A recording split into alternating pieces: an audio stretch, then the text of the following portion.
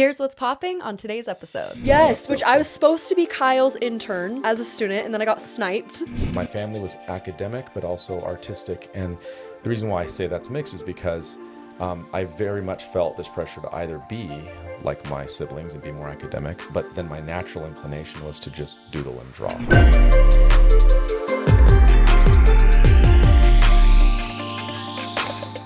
Hi guys, welcome back to Popping Perfectionism. We are so excited to have you here and have you tuning in to another episode that we are both so psyched about.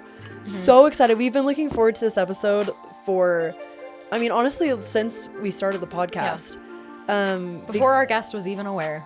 Before he even knew we were alive. Who I was. We have an amazing guest on the podcast today, and a lot of what he talks about and studies and the way he lives his life emulates a lot of what we talk about on here. And so we're just excited to bring on someone who has so much insight to give us and so much just raw wisdom and profound thoughts. That sentence wasn't profound, but we're like all of his profoundness. He's like sitting in the corner shaking his head like, why? As soon as I started that word, I was like, this isn't going where I want it to, but that's okay. That was amazing. That's all right.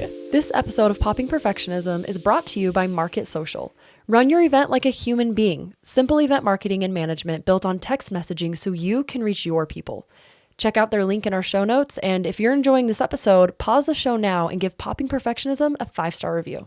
Alicia, do you want to let the people know who is on today? With that very profound, eloquent teaser, today we are interviewing Dr. Kyle Reyes, and he is currently the Vice President of Institutional Advancement at Utah Valley University, where Anna and I both studied, which is the biggest university in the state, by the way. We like bleed green, and Kyle bleeds green. Till death. Like Kyle would be in UVU as it's burning down, like in it, holding it together, like Spider-Man or something. I don't know. During his 20 plus years at UVU, Kyle has served as the VP of Student Affairs, which is where I met Kyle. He was the Senior Diversity and Inclusion Officer and the Chief of Staff to the President. So he's been at UVU for a very long time and has made a major impact there. Outside of those roles, he's also a tenured associate professor of education at UVU and has taught courses in multicultural education, family and community partnerships, and art-based integration. He is currently wrapping up a 5-year book project entitled Lenses of Humanity: How Reflection, Connection, and Empathy Can Change Our World. And it probably is more than a 5-year project. It's probably like a lifelong project. And so we're really excited to celebrate that and to dive into his work there. Kyle's given more than 700 presentations over the past 17 years on issues of humanity, diversity, inclusion, cultural competence, art, voice, identity, multiculturalism, and leadership. He has consulted with and presented to organizations in 32 states and Canada, so he's going international. Watch out. All of that amazing professional stuff aside, Kyle is just the greatest person to meet on a very human level. For those of you who know him, understand that this book and humanity, everything he stands for, really is his life work and a testament in a way that he just lives his life. He doesn't just preach humanity and empathy and connection. He lives it, which is why we are so excited to have him on the podcast today. Mm-hmm. In my experience working with Kyle, I witnessed him approach, really heavy conversations on diversity issues or tricky things in families and consulting personal friends and coworkers and all of these things, navigating all of these tricky spaces in the most respectful and understanding way and inviting people to be seen and heard. Kyle embodies connectionism in some of the most complex spaces and scenes. So I'm really excited to hear all of his wisdom and to read this book when it comes out. Kyle is also a former graffiti artist who likes to design shoes and spend time with his beautiful partner, Michelle, and their wonderful many children. They deliberately tried to build their cultural heritage into their family learning and engagement. Michelle is Navajo, and Kyle is Hawaiian, Filipino, and Japanese, and their children are a perfectly beautiful mix of all of that. And they're just such a joy to be around. So with that introduction, and I'm sure there's so much more to say, we are going to interview our guest, Dr. Kyle Reyes. Thanks for being here, Kyle. It's my pleasure. Thanks for being with us. We're just so excited to dive in. And I want people to kind of understand the history between us three. Yeah.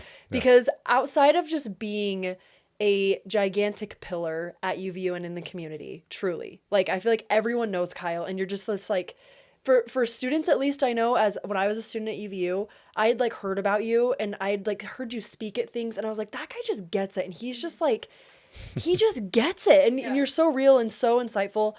But then we also, all three of us have a personal relationship to each other as well. Yeah. And I remember when I first met you, probably don't even remember this. Is this the sushi story? No, this is the worst one. That one was the second time. This is the first time. I hope you don't remember this. Look, I'm excited right now to hear about this. Yeah, so the first time I actually met Kyle in person, and mind you, I had heard of him multiple times, and I'd seen you speak from like a distance in like a big room. You came and spoke to one of my classes, so it was like a really intimate. It was the freshman orientation leaders. Oh yeah, I was an orientation leader. You came and like trained us on this very thing that we're talking about today. Yeah. And once again, I was like, oh, Kyle's so cool. I was like, I just want to be like him.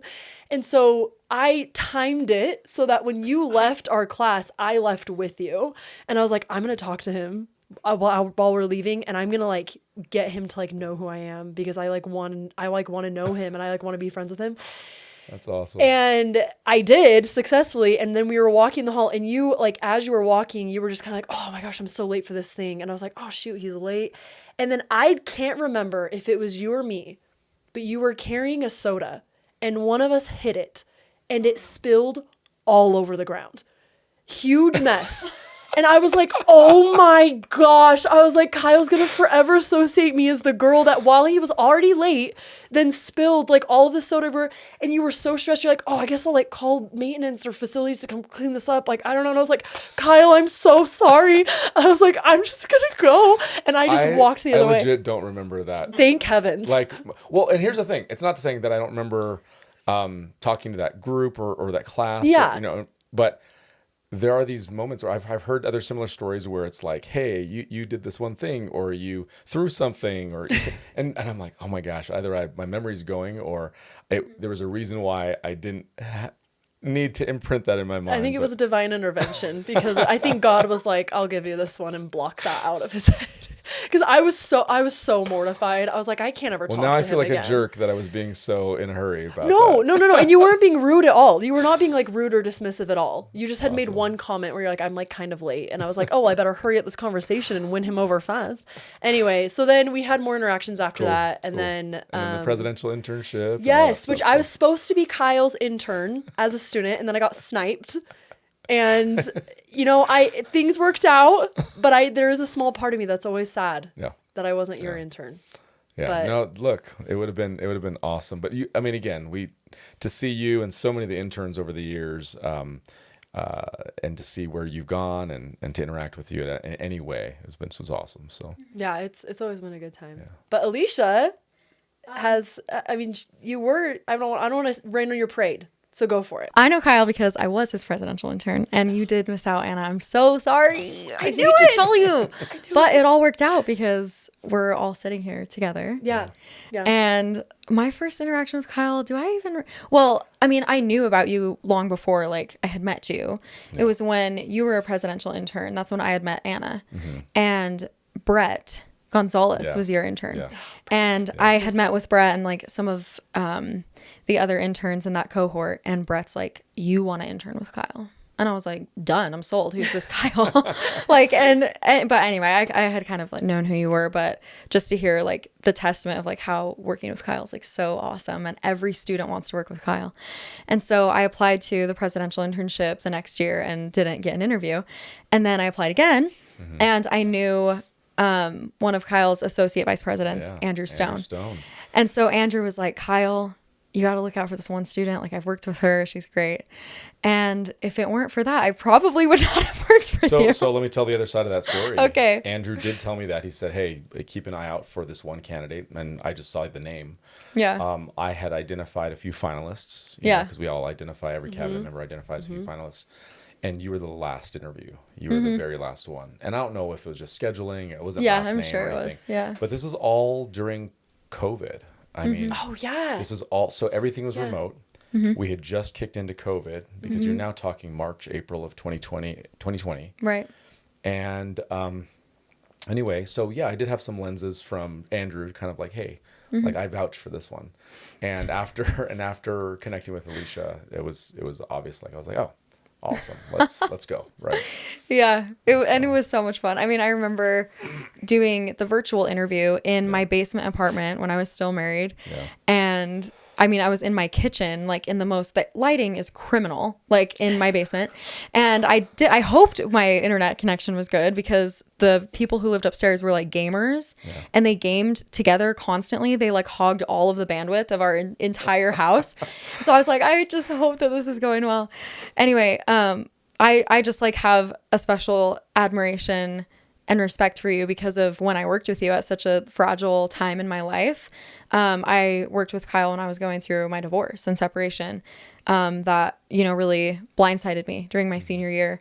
And I think it was just a blessing from God, honestly, that it worked out that way, that I didn't get the internship the year before because like you were such a good support to me. It literally wants to start crying, but just such a good example of like humanity. And I mean, reading your bio, like Kyle does everything. There's so many things we excluded from the bio too, of like, church service and callings there and service that you do, I'm sure, as a neighbor and as a friend to so many other people.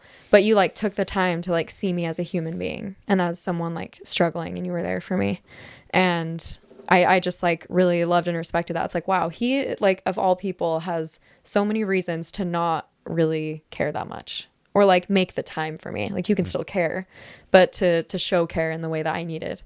And so I just like knew that you were one of my superheroes from the time I, had started working with you. So that's kind of you. And really, I mean, we were all going through stuff together during COVID, right? Sure. We were all navigating new territory, and just to have a kind of positive energy was a huge thing. And even going through all of the stuff that you're going through, you brought positive energy to the whole team in a way that it was like, oh, your entire presidential internship was we couldn't do anything.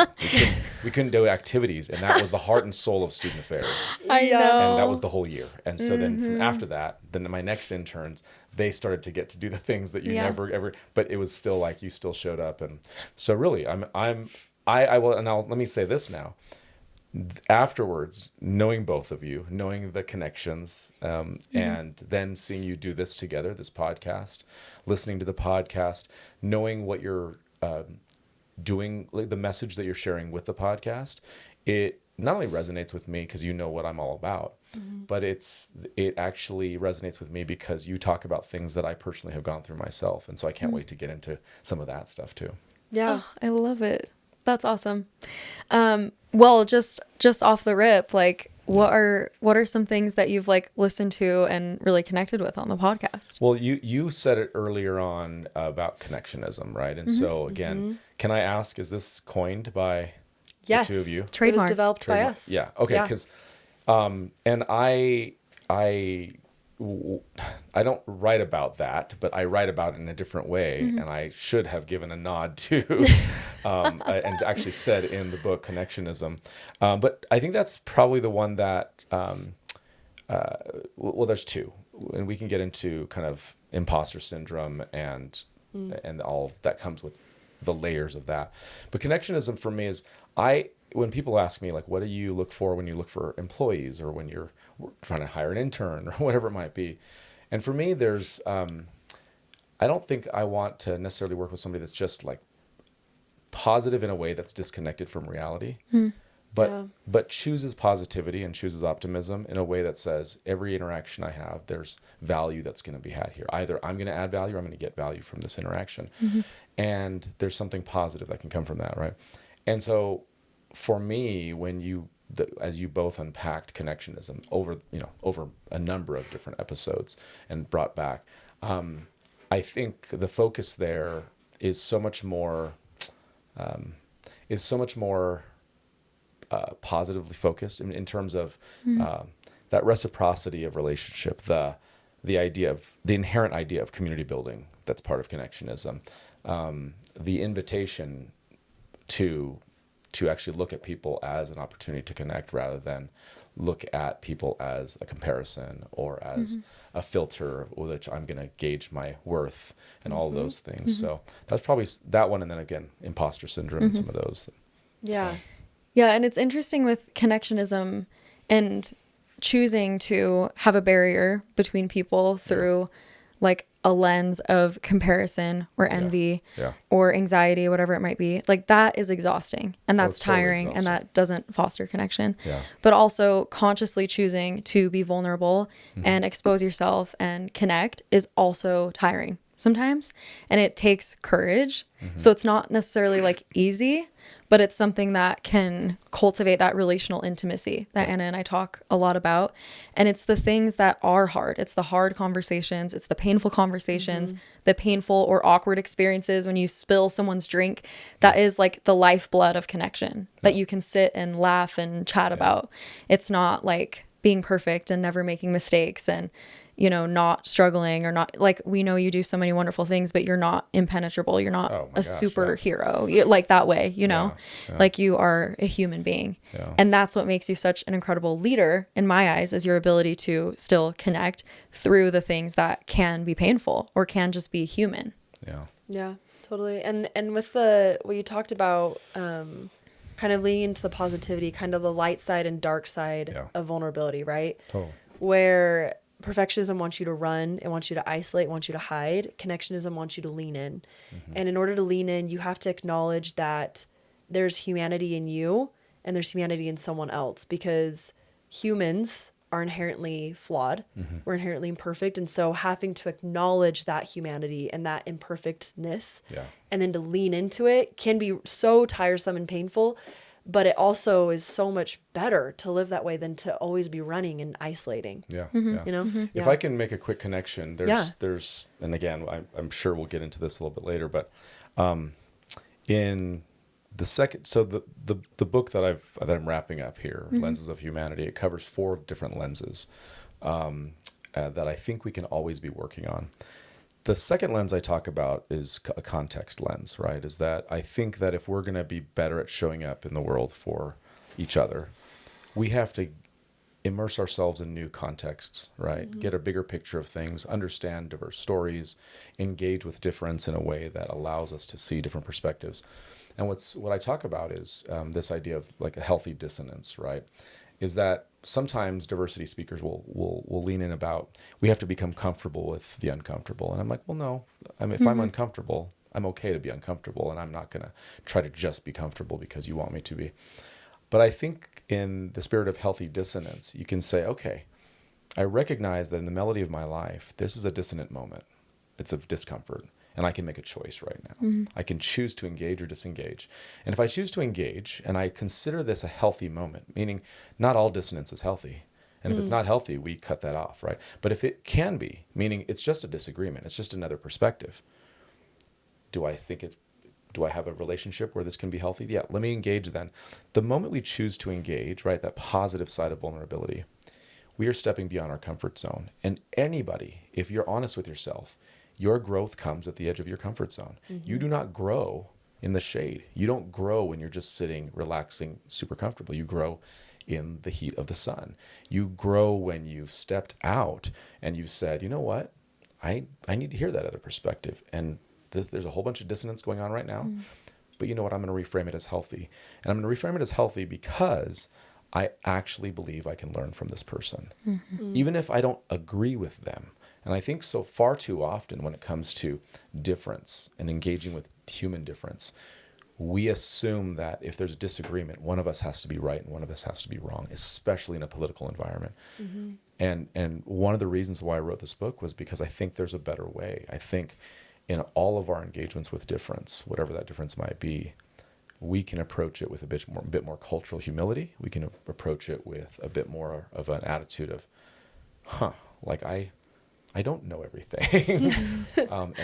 And it might actually be healthy for me to get another perspective, even if we walk away at the end of the day disagreeing on something. And so just that idea of it's just another way to lean into and affirm what you both have put out there in terms of connectionism.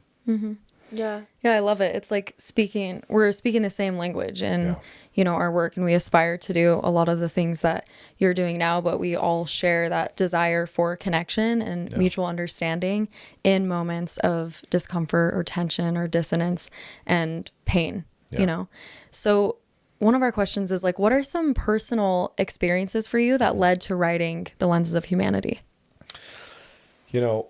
I've navigated my whole life in what I would consider to be the mixed spaces. So let me explain what I mean by the mixed spaces. I'm mixed racially. My father's from the Philippines, my mother's Hawaiian Japanese. And so linguistically in the home, I heard Tagalog from my father's side. Not that I heard Hawaiian, but definitely the Hawaiian sort of cultural language, if you will. My father was Catholic, my mother was Mormon. So from a religious standpoint, there was this mixed identity. My family was academic, but also artistic. And the reason why I say that's mixed is because I very much felt this pressure to either be like my siblings and be more academic.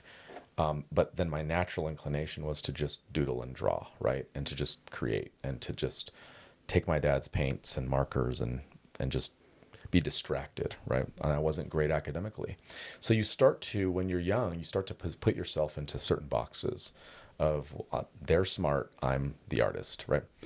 As you navigate, and I continue to navigate, and especially later on as I learned Spanish and lived abroad and did a number of other things, learned cultural dancing, I started to really see that there was more and more people in these mixed spaces, and that frankly, everybody is in some level of a mixed space because we're all navigating competing messages about what our identities mean to us. What does it mean to be, whether it's a gendered identity, sexual orientation, religion, whatever, race, ethnicity, even your job and your occupation. When people ask you, what do you do? And your first response is, your profession. Other countries, it's like I play with my kids and you're not defined by the American notion of work. And so, in navigating all of that, I entered higher education in this space of I want to help students navigate. And I believe that students are showing up because I started working at Utah Valley State College in 2003. Nice. And I still remember interacting with high school students who said, I'm not college material. I can never go to college. And I was just like, oh my gosh, you totally could. And you build off of that, and year after year, job after job I've had at the university, I felt like I've been gathering tools and I've been gathering experiences and tools to help students of mine become empowered right through education and navigate difference and navigate their mixed stuff, whatever that is. And now to finally answer your question. Sorry. No, that's great. That was the preamble. The reason why I decided to in earnest write this 5 years ago, and somebody said earlier, this has been a lifelong work, but 5 years ago to put pen to paper, so to speak, was because I felt like I had finally gathered the tools enough and the language and the concepts where I wanted my kids and my grandkids long after I passed away to know what I stood for, right? And I've been doing diversity work in Utah County for 20 years. Please. This is not an easy place to do diversity work. No. I don't know what you mean. It's there's literally legislation right now that's trying. Yes. Yeah. And so that we're navigating. So part of this is my own personal kind of mission to just kind of put out the things that I'm passionate about with my life experiences. But it's also to be honest, I'm almost writing it for the younger version of myself. I'm writing it so that like the younger Kyle can be like, yeah, don't worry about being defined by all these people who are telling you what you should be. Like you're gonna be okay, and you just put good into the world. And I want my kids to just be like, oh, Dad really didn't care what major we had. He just wanted us to be kind humans, right? Yeah. I love that so much. Cool. Yeah. And it's so cool that they will have like no question what you stood for, whether it's through your book and your work and consulting or just like word of mouth, other people and how people will speak of you. And I think that that's something like to be proud of. That's something I hope too. I think everyone does. They want to like leave a mark for good on the world, somewhere. And I will say, I think this idea of learning how to navigate mixed situations, conflicting ideas, opinions, ideologies, beliefs, like it's needed now more than ever. When I worked with you as an intern, it was an election year. And here we are again. And I watched you facilitate so many conversations with people that could not be more different. But they would leave the conversation feeling okay. Sometimes not sure. Friends, sometimes not like in complete understanding, but they were able to like hear each other out. And we were able to have like a human conversation. And I think people these days, like because of maybe social media or whatever it might be, this could be a good question to ask you, but it's like, we're not used to that. Like we struggle, being okay with like changing our opinion or not having to like defend ourselves so hard, even if we don't know what we're talking about. But everyone, like people are quick to defend or quick to debate and, not seek understanding. I'm curious if you have an idea as to why that is. Oh yeah. I mean, we've been conditioned. Social media has conditioned us and so has the phone. I mean, right. And it conditioned us in our behavior. It's changed our behavior and how we show up when it comes to engagement. So it ratchets up. And what I say now is, I mean, I write about this in one particular chapter where I just talk about one of the dangers to community building are echo chambers, right? We think we have a sense of community in our echo chamber, but it's a false sense of community because what we're not understanding is we're not actually building communities with humanity.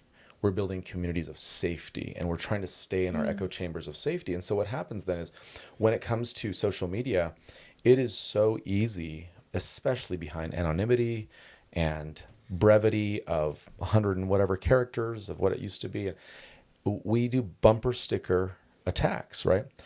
And the nuance and understanding can never happen in that space. Because number one, there's not a sense of trust. So when we talk about leaning into healthy dissonance, why would I lean in when somebody has lobbed a verbal grenade to me? Why would I lean in and say, this is healthy? Yeah. No, it's just unhealthy dissonance. I'm going to disengage. It's not worth my time. Yeah. Or I get so worked up, and because I want to be reactive and emotional, I fight back. And at no point did either of us recognize the humanity of the other person. I really believe humanity is found in reciprocity. The fact that you're willing to engage with me dignifies my argument. And if you're willing to engage with me, now, if we're attacking each other, neither one of us is dignifying the other. But if we're like, okay, hold on, you said something there that I think I disagree with, but I'm intrigued. Tell me more. Where did you come up with that? Where did that come from? Because it's a strong opinion. And it's not opinion I share, but I really need to know where that came from. Just a question to dig more. All of a sudden, you realize people can be the authors of their own stories, and we're not confined by the bumper stickers of our actual thoughts, right? We're not confined by the representations of, of what's catchy for the day. And I will tell you, generationally, whether we joke about texting culture. I will say this as we've observed generations coming into higher education. The generations of millennials and Gen Z, and there's even books been written on this, that we are noticing that these generations bring much more of a crusade heart with them. And what I mean by crusade heart in the literature is they're much more purpose driven, right? And so when I say they, I'm talking about you and others. And it's like, who, us? I'm like, meaning you're purpose driven. And what that is it's great because you're like, if this job doesn't work for me, I'm going to go find something that does. Instead of the old mentality of I'll just work here until I die because I have to pay the bills. You're like, no, I have choices in life because you know what? I'm so exposed to so many things that I feel passionate about. There's these mini crusades. We want to help the world. We want to heal the world.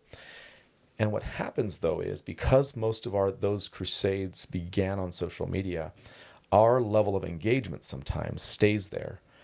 And so what our students sometimes, and we found when it comes to writing and essays and even arguments and the depth of arguments is if not careful, right, and if not given the platforms to really get deeper into that, there can be develop these habits of just these soundbite communications, right? And what I think the two of you have brought in this podcast and in just the way that you both live your lives is, yes, you're both on social media, but the real work that you're doing is in the longer, deeper conversations. And so I think that's where the magic is. Yeah. I think a good gap or like a bridge between the two as well, like, you know, that really resonates with me in trying to find purpose and meaning and like the crusade of the heart, right? Like I want to leave a stamp on the world and like do good. I think sometimes we forget that we can do that in any space. Like I can do that being a janitor. I could do that being the president of a university, being a VP, being a friend, being like a sister, being a neighbor. And so I think, at least for myself, and I know speaking to other people, and maybe you feel this way as well, that sometimes we miss the mark where it's like humans are all around us though, like all the time. But we are obsessed with the glamorous crusades and the glamorous things on social media where it's like you can wear it as a badge of honor and it's maybe more performative where it's like, look what I did. Like, look what we're doing. Look at like all of these good things. And because, you know, our generation is very infatuated with social media and what we can curate and curating safety and curating this image of who we are and what we stand for and all of the good that we're doing, the exciting life that we're living. But we I think we need this bridge of humanity somewhere because I think it got lost a little bit quickly. Yeah, and the curiosity that comes with humanity. Because a lot of what you said, when people talk and they're attacking each other, the visual that came to my head is something we talk a lot about, where perfectionism is a shield that you put up. And we often like to bedazzle that shield and make it look really nice, right? And like make it look exactly how we want to. It's very curated. But what came to my head was two people just with their shields just kind of banging against each other, right? And you usually can't see the other person over your shield either. Like it's all, you know, a reflection back to yourself, and there's no way to be curious that way. There's no way to be connected that way. There's no way to understand ever. I mean, you can never get to understanding if you're two people behind two shields, right? Yeah. And so I love that. Yeah. metaphor. So just like, and that curiosity I think is really key to you know, making some cracks in those shields and that being intrigued piece that you talked about. I really loved that. Well, and I just to build off of that, as you said that image came to your mind of these people like hitting these shields. There have been so many times as I've had to try to like walk the talk, meaning as I write and I think, do I actually do this? Do I actually live this? Which is not always easy. Right, because it's so good conceptually, and then all of a sudden you have life hit you, and somebody attacks you, and you think, you know, and so, but what the question I get more often than any other question when I go and consult, you know, nationally, I just did one in New York, and they're like, how do you handle it when somebody is, you know, is attacking? Like, I don't, you can't just ignore it. You can't just let them walk all over you. Yeah. And I said, well, go ahead. Like, what do you mean? Go ahead and try to get me riled up. Give me your best shot. They're like, I've been waiting. And they're like, no, and I said, well, but here's the thing. From the moment you've started, you're assuming that I want to fight you back, and I'm just wanting to learn what you are as a human. It's just like we're starting from two different places. Yeah. And that's why you just can't get to me that way. So even if you were to say some racial slur, I'm looking at the person, right? Even if you were to say something, I would immediately be like, now, obviously that's coming from somewhere. Like, are you in pain? Like, there's something there. And I care about where that comes from. Like, can we talk about it? Yeah. Right? And I'm going to disarm you no matter what that, right? And so that shield that you're talking about of perfectionism, so many people assume that if you're ever going to talk about difference of opinion, at the end, somebody has to be a winner and somebody has to be a loser. That is such a fixed mindset mentality. That is such the zero-sum game. The both and approach that I like to live by, right, is I can learn and give up a little, and you can learn and give up a little. We've both moved a little, and we can still walk away.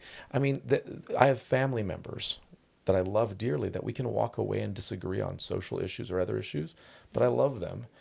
And we hear each other. We understand. I totally understand where they're coming from. I don't agree, but at least I understand where they're coming from. And so the moment we demonize the other, we've already set ourselves up to not show up with humanity. Yeah. And the wonderful definition of perfectionism that we use is from Brene Brown, and she's the one who makes the parallel with the shield, right? Yeah. And it's interesting because we put up the shield because there is a perceived threat. Yep. But it's just how it's being perceived. Yeah. Like if someone were to say, like for that, a specific example in New York, like say a racial slur to you or something, like it would be understandable to get defensive, but it's because it's a perceived threat. But you understand that that has nothing to do with you. It has something to do with them as a human. So it's not a perceived threat. Yeah. But I think when we don't understand that, that the way people act most of the time has nothing to do with us and has everything to do with them and what they're trying to defend, what's hiding behind the shield. Yeah. It comes off as like attacking. Yeah. But it's like, okay, like just acknowledging I'm safe. Like I'm okay here. I don't need to, I'm not being threatened. Yeah. This person is hurting or I don't understand this person, which can be so hard. One of my favorite quotes, it's a religious quote. It's by Spencer W. Kimball, who's a leader in the LDS Church. Is that sin is the result of deep unmet needs.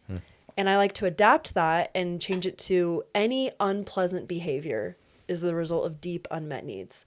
And I love that if you approach someone trying to figure out what their needs are, they're never going to get to you, right? Because you've like you said, you've completely flipped it on them where it's, whether you're hurting or needing something, because obviously if you have a shield up, you're needing something, right? You're defending something. There's some vulnerability. Yeah. And so that quote comes to my head a lot. I feel like when people are being unpleasant, right? Or rude or whatever, in a way I disagree with, and it helps a lot. So, well, and something that you both do such a great job at, and you just did it right now, if I can go there for a second, is the layer of religion on the shield. So, like I said, and by the way, it's fascinating. Anytime I go consult in Chicago, New York, LA, and I'm the cultural competence guy, the humanity guy, the diversity guy, and they're like, now where are you coming from? I'm like, Orem, Utah. They're like, huh? And they're like, we don't know how to process this right now, right? Like, okay. This isn't matching up. Right. And so often I get questions about religion when it comes to diversity. And I'm one of the few diversity officers that does that, because most people, they just stay in this space of race, ethnicity, sexual orientation, gender identity. But people are fascinated that I'm doing diversity work in Orem, Utah, right? So when I talk about the assumption that every time we have a conversation of difference, somebody has to be wrong, you add a layer of moral rightness, and that there's no way my view can be wrong, because then my fundamental moral worldview has been shaken. And this is where we run into walls in cultural understanding work in places like Utah County. And yet people are like, why are you staying here for 20 years? And I'm like, because I love it. I love seeing people shift in their heart. Because when I'm having a conversation and I'm helping somebody understand, hey, we work with students who might be, undocumented at the university. Well, how in the world do you work with those illegals? Okay, hold on. And wow. So then I say, actually, they're human beings. I'm dead. Like, right? They're human beings. They're my students. Yeah. And like, frankly, your child that's in my class that I teach, I care about your child, and I care about this undocumented student that's not your child, but is your neighbor, and is my neighbor, and is my student. And so we start talking, and then all of a sudden there's this, well, but there's no way for them in their mind, they're like, there's no way Kyle could be right, because if Kyle is right, then my political view, which is tied to my religious view, I'm admitting that it might be wrong. And I'm like, no. Let's stop conflating all of it together. If your religious view and so sometimes I'll talk with people that we're not getting into religion because I'm trying to preach to them or anything. We get into it because they bring it up, and I say, can I ask you at your core, what is fundamentally, what's your purpose of your religion? To do what? Well, it's to help me have faith in a higher power. Okay, great. But for what purpose? Oh, and eventually it comes around to be like Jesus, or to love one another, or some of these things. And I'm just like, oh my gosh, okay. Then let's connect there. And I'm like, okay, so can't you see that everything that we've been talking about every motivation I have for cultural understanding and diversity is actually rooted in the fact that I love other humans. Like, I love my students, right? When my students are in my class, I don't care who they are, I will fight for my students, right? And I will advocate if they are a 45-year-old person coming back to school, if they're an international student who is afraid of their accent being made fun of, if there's somebody who was just contemplating suicide the day before they signed up for my class, they're all going to get my care. And I actually believe that's religiously founded. But I also believe that it's informed by my lenses of cultural understanding, right? Yeah. And so this perfectionism, right? This shield that you're talking about, when you have it up, first of all, just from a human standpoint, you're just like, okay, this is my natural behavior. But then you add this extra layer of religious justification. It gets very difficult. And this is where I've had to find new ways to approach the topic. Therefore, the book on lenses of humanity. This is not a DEI book. This is not a book that is like, oh, this is my woke agenda. I'm not trying to get everybody to vote for a particular person.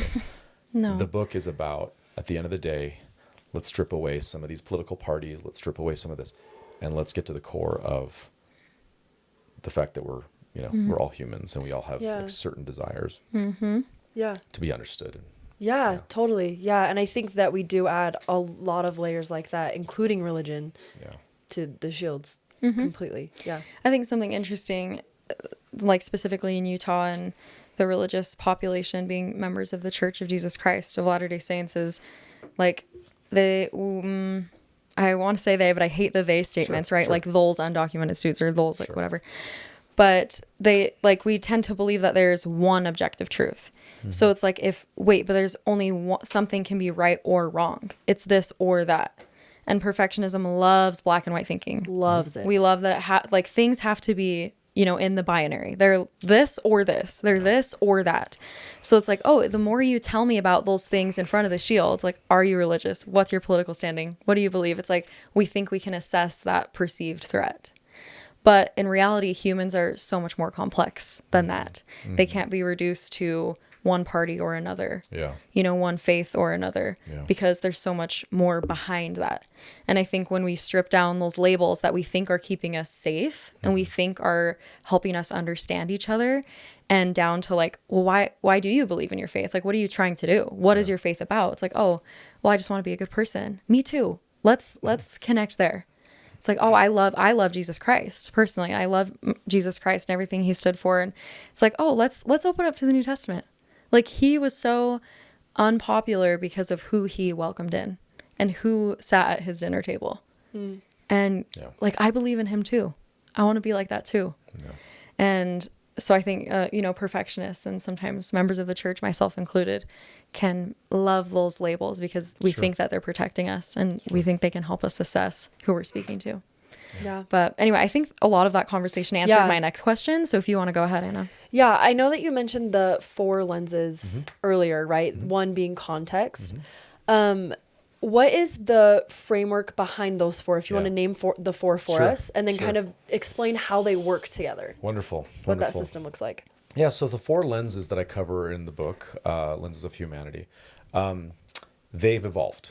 Love it. 5 years ago, it was 6 lenses, and it was all about lenses of cultural learning, and there were different things. But the reason why I came up with these 4, and the 4 are, first and foremost, the inner lens, looking inward so that we can unpack our stuff, right? It's hard for us to be deliberate about how we're showing up for others when we just don't even unpack what we bring to the table, right? So the inner lens is number 1. Number 2 is the context lens. 3 is the empathy lens, and then 4 is the communal lens. So let me just give just a brief thing on each and how they interact with each other. Great. Because if you can imagine a bit of a rubric, like a table, and in the let's talk about this in terms of the quadrants, the 4 quadrants. In the upper left quadrant of this table, right, the first lens, inner lens, you're working on an inward level on an individual basis, right? So it's working inward on an individual basis. You move to the right side of that quadrant, you're now still working inward, but at a collective basis. The context lens is still doing your own work, but it's now for the masses. It's like, go get educated, engagement, immersion, learn a new language, get exposure, and all that stuff, right? But it's still like developing here. Then you move to the next part of the quadrants, the lower left-hand quadrant, and that's the empathy lens. That's working outward at an individual level, right? The inner is working inward at an individual level. And then the communal lens is working outward at a collective level. So here you have collective and individual, inward and outward. Okay. And so part of this, where this rubric came up is I wanted to be both, I wanted to simplify, but also be very practical in the approach.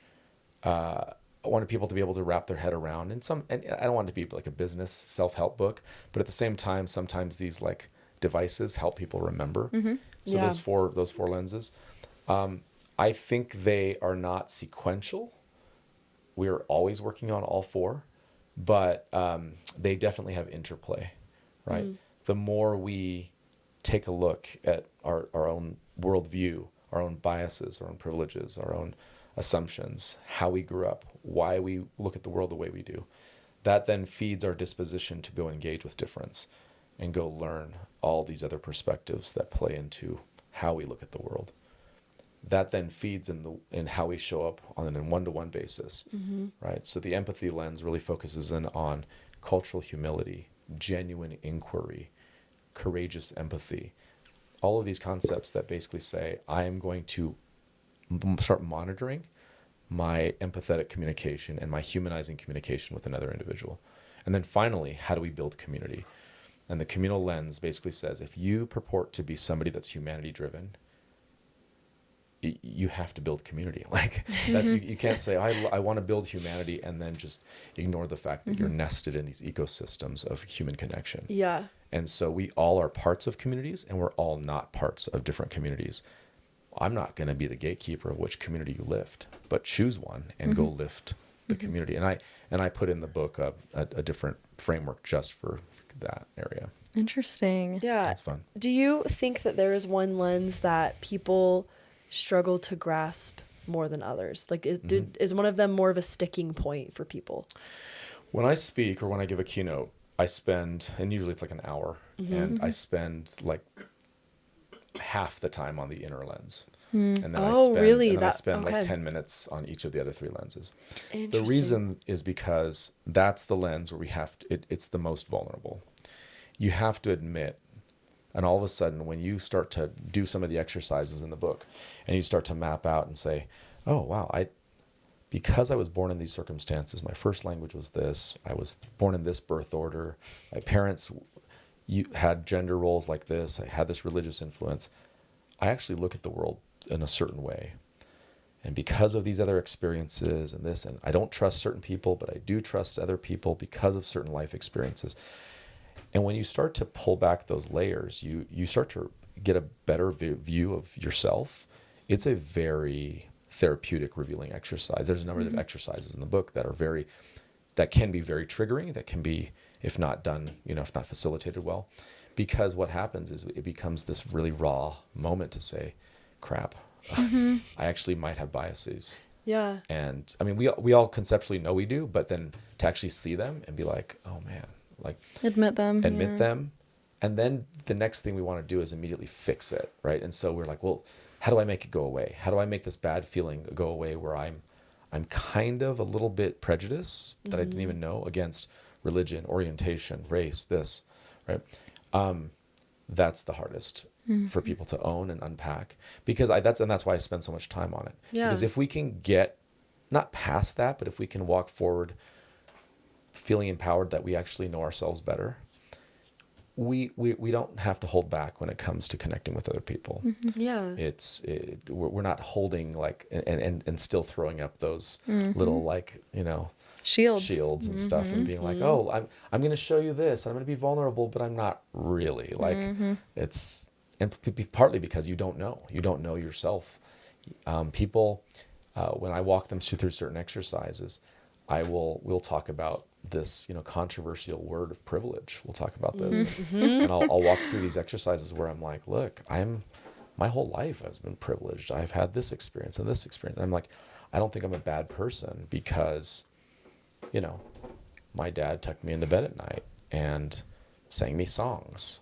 But if I somehow miss that not every child in America got that experience, then I'm missing an opportunity to empathize with somebody else later on when the next lens kicks in. If I somehow feel like, oh, well, everybody got that experience, and I normalize, I put everybody else's life in my sense of normal, I'm missing opportunities to connect authentically. And that's the hardest part for people to grapple with. Yeah, totally. Something I've heard is that everyone, I don't even know where I heard it, but everyone is born with an unfair advantage, right? Because I think everyone to some extent is. I don't know if would you agree with that? Yeah, I mean, I argue that we all have privileges and we all don't have privileges. Yeah, depending on context, right? Yeah, exactly. Yeah. And something that we say a lot on here is that you can only hold someone else's darkness to the level that you can hold your own. And so I can see how that activity would be really therapeutic and like really kind of hard for people, because to acknowledge your own biases or prejudice, you have to acknowledge some darkness in you, right? And in order to hold someone else's, you have to be able to hold your own first. And we really, as perfectionists, like known darkness, and we like curated vulnerability, and we like darkness that looks pretty and that we've kind of polished up, you know? And to go through those layers of yourself, you're going to uncover a lot of darkness that probably doesn't look very good or look good to you and your image or shield that you've made. Well, I've said to people, if you can't at least acknowledge that this lens needs work, none of the other lenses matter. Meaning people can make themselves feel good about, oh, I'm going to go volunteer with this community, and I'm going to go to the community, and I'm going to get better at crucial conversations and one-to-one interaction. But if at some level you're not willing to own the fact that there are ways you show up in the world without even realizing that can be harmful to other humans. But if you're not willing to unpack that, then you're deliberately not trying to be more humanity driven. Like you're just saying, I want to be comfort driven for my own validation. And then you add the layer, like I said, of once you unpack certain things in that darkness, that curated darkness. And if we add the layer of religiosity to that, then you're saying, well, I actually feel like there's no way I could ever have a prejudiced thought because I love everybody and I'm a religious person and I have faith. And you're like, let's go over that exercise one more time because all this stuff came out. Can we talk about this for a second, right? And then as a facilitator, this is another part of this.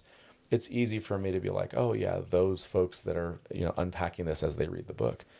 I've written this for 5 years. I have been unpacking this every time I consult and every time I speak, because I'm like, look, I've got my own demons. I've got my own darkness. I've got my own stuff.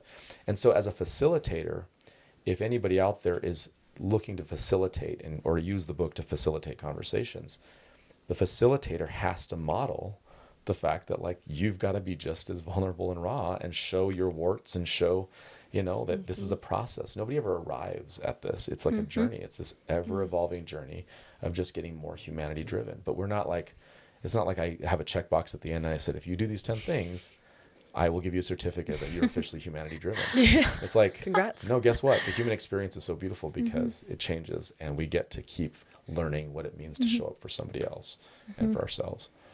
And it's like simultaneous. Like you can be living in all of those quadrants and working on all of them all of the time. Yes. But I do think if you are missing the introspective lens, then the other ones don't even exist, probably. It's like if you aren't willing to look inward, you probably can't recognize that how you behave and how you interact in a community like creates the community. Like we are creating the community together. The way that we live is curating a world that we live in, and it affects other people. The way we speak to other people, the way we look at other people, like all of these things, it affects each other. We're all co-creating our lives. And so I don't know, in listening to you talk about those 4 quadrants, to me it sounds like one of the biggest keys is like self-awareness. And if you have like a lack of self-compassion almost, then humanity is going to be nearly impossible.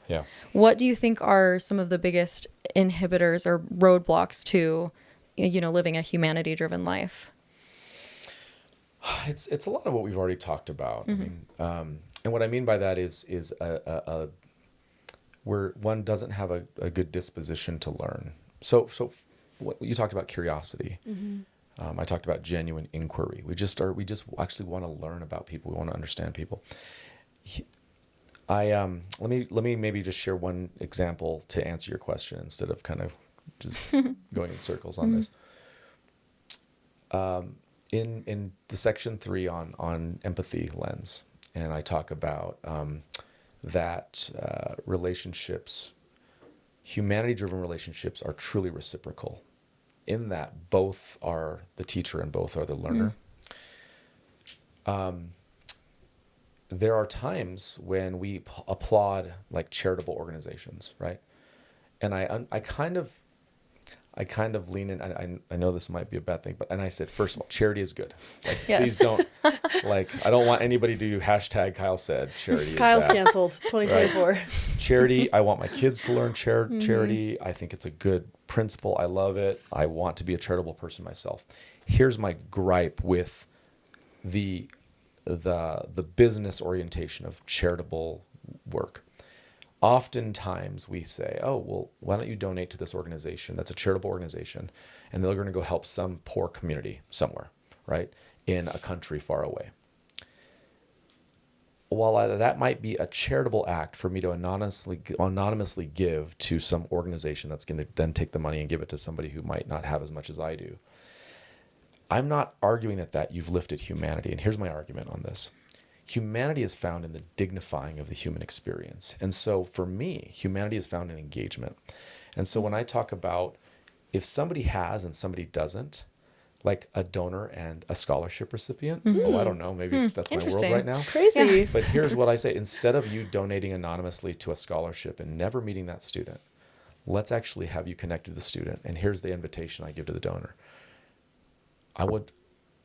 The student's going to enrich your life. Just listen to their story. So in that moment that the donor has, the student doesn't have financially. Yeah. But in the moment that they meet, something happens where they share story and they're both teacher and both learner. And humanity has been lifted because of the reciprocity of engagement. It wasn't one directional. It wasn't, those poor unfortunate souls. I'm such a charitable person. I'm going to give, and then I feel good inside because I gave and I don't want any recognition. No, it's not about the recognition. It's about have you dignified the fact that they could look you in the eye and say, thank you. Can I tell you how this gift is going to bless my family and my life? And so that reciprocity is part. And so come back to your question. So what the inhibitor to us developing humanity is not some nefarious set of things that we're all like, we're against humanity. There's so many subtle ways that we just kind of kick into without knowing that we're kicking into comfort, we're kicking into safety, we're kicking into humanity. Work requires courage. It just requires a deliberateness. It requires courage. You can't read this book, in my opinion, and then be like, well, that's awesome. I don't want to do anything for anybody. Like it requires you, like it requires you to be like, okay, if I actually want to be, I probably better get off my butt and go do something, right? Or be more deliberate about learning, listening to podcasts, learning to different stories and different perspectives. That's the context lens. I probably better start journaling. That's the inner lens, right? And do my identity map. Or I better start having some conversations where I just lean in with genuine curiosity and genuine inquiry. Let me go actually show creative appreciation for a community that's already passed, meaning the community that came before me. When I thought about how do I show genuine and creative appreciation for the communities that come before me, I went, okay, I'm a graffiti artist. I love shoes. I have a collection of shoes. My thank you notes to the people that came before me, I'm going to design shoes. And I started designing shoes, and I study people's lives. I then get their favorite colors. I do a design that's unique to them. It's only one pair. I will never sell a pair of shoes ever. People have asked me, I'll pay you $5,000. I'm like, I don't do it for the money. I love the face of the person when I show up with a pair of shoes and a typed out letter of why they have influenced my life. And when I give that to them, I actually believe in my heart that I'm lifting humanity. Like I believe that my appreciation to them is like, I want you to know forever, those shoes are going to sit on your mantle or on your office desk or whatever. I want you to never forget that you've influenced another human's life, because I will never forget what you've done to me, right? So there are things in the book where I'm like inviting people, go find your own shoe design activity. Go find a way to thank people in your lives that have helped you get to where you are. And by so doing, you are lifting humanity. You are connecting with another human in a way. We forget about the elderly. We forget about people who had our jobs 20 years ago, who helped us, have helped even create the very positions that we occupy now. And so a lot of those little things, it's you, people not prioritizing, people not taking the time, not being intentional, being lazy, being safe. That's what inhibits. Yep. And I think what's interesting specifically with the donor and student situation is like recognizing that you need something if you're in the student situation. Yeah. But I think all of us have been in that position, you know, in different ways in our life where we need help. Yeah. And it can be hard to like admit when you need help. And I think, you know, perfectionism can obviously function a lot that way, but just saying like, hey, this impacted my life because of X, Y, Z. Like I am a first gen student and I don't have money. Like I don't have the means to go to school, and you made that possible for me. And I think you have to have a level of humility to admit a need for something and that you are lacking something. And then on the giving side, it's being open, like it's doing it from a place of humility again, where you genuinely want to give back. It's not, you're not doing it to get paid for the shoes. You're not doing it to be like, oh, I design shoes. That's so cool. It's just like you like seeing how they feel, you know, and a donor who meets a student and they see how they've impacted, they're like, wow, that meant more to me than the money. Oh yeah. And so I think it's recognizing that like I have something to receive, and then like the thing that I'm giving like is actually just giving to me, which sounds so cheesy, but it's like that impacted me in a really meaningful way. It's just like so humbling, where it brings like the donor down to one level in a way, and the student up where they're like on the same plane, where it's like, wow, that was just a human experience, you know? Yeah. Beautiful. I love it. Okay. Let's see. I think we talked a lot about my next question. Anna. Yeah. I've been dying to hear this question. Yes. This is where we're going to give the listeners exclusive content. Oh. Yeah. So this is the exciting question. As perfectionists, right, we know that you have to sometimes whittle down your work, right? And cut out things that you maybe really loved to get your work to be perfect, or your ideal of perfect. So is there anything that you had to cut out of your book that you maybe didn't want to, but you had to, right, in that process? Like, is there something you cut out that you still want to talk about and you still want people to know? Yeah. Thank you. Yeah. This will just be a 45-minute response. Fantastic. Okay. That's what we wanted. So I'm hoping that... That's the teaser for part 2. Just kidding. No, here's where I'm going to just do my public therapy on... This book has probably 24 stories of my life. 24. And there used to be like 4 times more. Wow. And I had different perfectionist demons on my shoulders the entire time. Here's a number of them. It's not academic enough, Kyle. You're not citing references on research, and you're not writing it in such a way that has the data and the statistics and why are all these stories? Stop with all these little stories. These are just cute anecdotes, but they're not rigorous. That was one. Academic perfectionism. I had a moral religious lens up to say, hey, is there anything that you're writing in this book that you'd ever regret in terms of, make sure that if you're going to hold the calling and responsibility you have, don't ever put anything in there that could jeopardize this. And you had this other thing, kind of like a filter and lens of making sure that it just is perfect in that way, right? You had the guy that failed out of college a number of times. And it's a different, it's not perfectionism in the lens, but it's just this, like, who are you to write this book? No one's going to read this thing. Like, don't stop kidding yourself on this. You're just like, Kyle, you fooled everybody else this whole time. Like this is going to be a cute exercise, but at the end of the day, don't be depressed when nobody buys this book or reads this book. Like, you're not going to go anywhere with this, right? Yeah. So you had that. And then I will tell you, the stories that I decided to keep in and the stories that I decided to cut out, I went back to who was I honoring with the stories?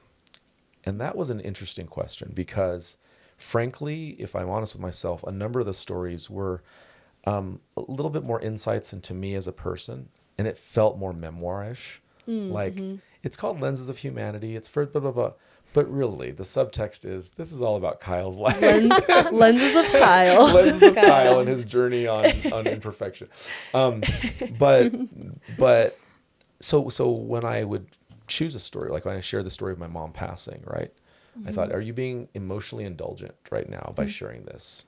Because I know that such stories people lean into, and so I have to ask myself, why? Why would you share this? Why are you putting such a tender story of your mom's passing out for the world to critique, to chew up in it? And I'm like, no, because it drives home the point that I'm trying to make better than any other story. Okay, next story, right? Why would I talk about comic books and graffiti art? Well, because it drives home the point. So it was interesting because if people have said, my editors and publishers, they've said, hey, we've seen first drafts, we've seen all these things. They're like, you don't feel bad that you've cut out these stories. You now have things that you can take on the road when you're speaking about this to drive home the point more. Or are you going to write another book, right? Humanity-based leadership or humanity in the home or whatever it might be, right? And I was like, oh, yeah, you're right. And so, the editing process of any writing project, talk about the perfectionism coming through and through, especially in the world of academia. I'm a vice president at a university. I'm a tenured professor, right? I don't care about that. Like, I only say that because other people care. Will care and bring that up. Put PhD on the book. Like, okay, let me make sure that this passes muster. And I'm over there talking about comic books, and I'm talking about shoe design. And I cite studies. I have references. I have notes at the end of the book and stuff. But I said to my editor about a month ago, I go, if I give me a chance to edit this again, I'm gonna edit. I'm gonna keep editing this thing until you tell me to stop. And they said, you have to get to a point where it's good enough. And I'm like, but I can't. I find words that all of a sudden I'm like, why would I use that word? They go, Kyle, you're going to drive yourself crazy because once it's published and you can't edit anymore, they said at some point you have to give yourself grace that it's good enough and that you're going to live with that being a timestamp of your life in this life of like flawed living, meaning in 5 years, you're going to write something else. It'll be better maybe, or maybe not. It'll be different. It'll be different. Yeah. And so the idea is this captures my best effort at a certain timestamp at 45 years old. And then later on, something else will happen. And so I don't even know if I answered the question, but that's been my navigational process. You did. Totally did. And I love all of that because it hits so much on perfectionism in ourselves, right? We're constantly editing ourselves. Always. We're constantly trying to get ourselves to be perfect. And if you're a perfectionist, you're never good enough, right? You're never, ever good enough. And one thing that I wanted to chip in, when you talked about like the intention behind the story, we quote Vitaly Hardin a lot. She's over the Hardin group, and how she defines, or not even defines, but she says the way you can tell if you are coming from a perfectionist or self-inflating perspective is, are you doing something from love or for love? And are you doing it because, like for you, are you doing it because you love the concepts you're talking about and you love the people that are going to hear them and you want that connection to happen? Or are you doing it for love because you want them to think something about you, or you want them to, and I don't think those two are, I think they can both kind of coexist. Sure. Right? Sure. They can both exist at the same time. Yeah. But everyone wants a little bit of love. Everyone and it's okay to have that, right? But I just was reminded of that when you were talking about like, why am I using these particular stories? Like, what is the end goal from these? Yeah. And it just resonated with perfectionism. I like that. I wasn't familiar with that, and I like that framework, or at least that taxonomy, to say, if I had that filter, right, and I think I did a variation of what you just said, right? I was like, I was thinking, okay, well, so let me be real with myself about this story, or I share a story about my daughter's birth, right? and her first synapses being developed and how the brain works and some of those things. And I've used that story a number of times. And there's a part of me that's like, I also got to a point where I started to map, and I wanted every one of my children to see themselves in the book. Like, because, you know, you're a 7-year-old daughter right now, or you're my 12-year-old son, and they don't grasp what I've been working on. Like, yeah, right? Of course. But one day they will. And for them to know that they were on my mind as I was working on this, I think will matter to them. So that was my, like, so all of a sudden I'm like, oh, I feel pretty good about that motivation. Right. Yeah. So. Yeah. Oh, totally. Yeah. Yeah. One other thing I want to add on to that, just like, you know, identifying how it's just kind of nice to hear how human you are too. You know, Yes. people that you look up to, it's like, oh, they're human. But just that, you know, and as an artist as well. Yeah. Like any piece you put out there for critique is like a period on who you are. Yeah. It's like a statement. Yes. Like, this is who I am, period. Yeah. And something that's very powerful for me is the power of and. Like, this is my first book, and there will be another book. This is a book I wrote, and it encapsulates who I was at that time and what I had learned, and I'm learning. It's not like that's the end of my work, period. That is the last you will see of me. Right. And speaking of your 7 children, you know, when we look at children and we see their first art piece or their first test, Right. and they're like, oh, it's terrible, or their first soccer game or whatever, their first dance recital or piano recital, we know that won't, you know, like, create their whole identity. That's not putting a period on who they are. We know that there is so much more to come. Yeah. So I think the power of and in creating is huge because we know that it's just a process. It doesn't define us as a person. It doesn't define our humanity, our dignity. Yeah. Totally. Yeah. We know there's more to come. We can't wait. Yes, we're when excited. You said humanity and leadership, I'm like, please tell me you're already writing that. I was like, hello. I've got an outline. I'm screaming. Oh, this is great. That's this amazing. Is the best news I've had all day. That's amazing. I think the rest of our questions, honestly, we've pretty much covered. They're very perfectionism based, and we talked about that a lot intermixed with your book. And so, the final thing is just plug what you're up to. Sure. I mean, your book, obviously, but anything else that you're doing that you want the people to know? No, I mean, again, thank you, by the way. Thank you so much for inviting me onto the podcast. Before I plug, let me just say one thing about you two and in this reciprocity, right? Because we're giving and receiving, as an educator, there is nothing more gratifying than seeing your students succeed. There's nothing. I mean, I Alicia knows this because I think you saw it at one point, but behind my desk at my office at UVU, I have a filing cabinet, and I keep every thank you note I've ever gotten, or every email I've ever gotten from a student saying, Dr. Reyes, thanks, you know, every note, every little whatever. Nothing like, hey, you spoke at my class, you know, I spilled a drink on you. I'm just You're like, that one's in the back. That one's in a black folder. Sticky. It sticks. But after 21 years, you collect quite a little, you know, file of this. And I remember asking my students one time, because they're all in education. They're all going to be teachers, right? Because I taught in the School of Education. Yeah. And I would say to them, like, why'd you get into this field? Because, you know, I know it's not the money, right? Yes. Yeah, we all know that people don't become educators because of the money. And they said, because of an educator in my life and all these things. And I said, great. And I said, I will tell you right now, you are already thanking your educators by choosing this profession. Like that's the biggest flattery, that you would choose a profession because you were influenced by some educator, right? And then I would say things like, you know, write them a note, let them know. And I say, because we don't, as educators, you know, the pay or this or that, it's that one sincere note that comes back and says, you influenced my life, you continue to influence my life, right? So your very invitation to have me just share any of my thoughts is a chance for me, is just like a gift you've given me, right? Because then I'm like, oh my goodness, like these are my colleagues now, right? These are my peers. These are my colleagues who at one point were my students, right?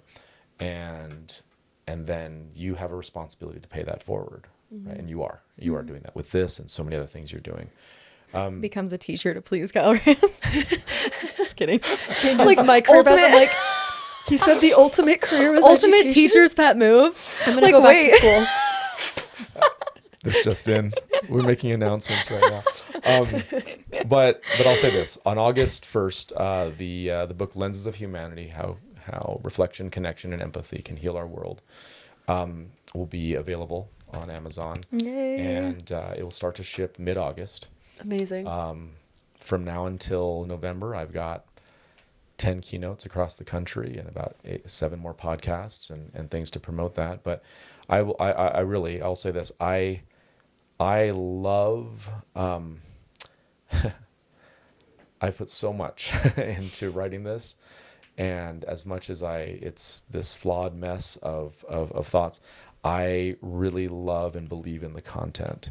And that I say that because each time I write and each time I edit and each time I read a section, I actually want to go do better. Like I want to like go and try to lift humanity in some way or get better at this and like walk that walk and walk the talk. Right. And so this is not some plug to be like, hey, I have a full-time job, which I love. If it's not clear by now how much I love UVU, please know. I've stayed at the institution when there's been other opportunities to leave for other opportunities. I have stayed because I absolutely love it, and I love what the mission is for, and the students we get to work with.